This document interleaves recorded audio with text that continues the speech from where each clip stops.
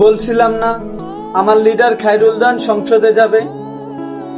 বাংলাদেশের সকল এমপি নির্বাচনে তারা বিজয় হয়ে তারপর তারা সংসদে গেছে, আর খায়রুল দান 18 কোটি জনগণের ভালোবাসা পেয়ে সে সংসদে গেছে। তো আজকে সেই সংসদে যেসব ভাষণ দিছিল তার কথা শুনে সবাই অবাক, সকল এমপি তার দিকে তাকিয়েছিল।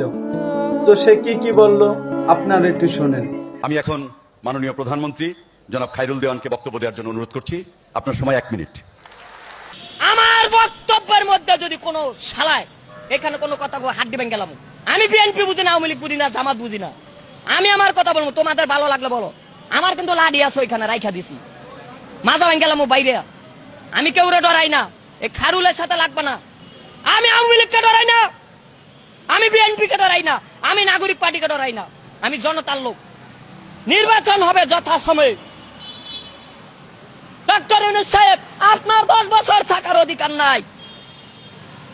আপনি জনগণের মঞ্চে সিটির মেয়র ইলেকশন দিয়ে দেন 1 মাসের ভিতরে, মেম্বার ইলেকশন 6 মাসের ভিতর দিয়ে দেন, চেয়ারম্যান ইলেকশন এই ডিসেম্বরের মধ্যে কমপ্লিট চাই।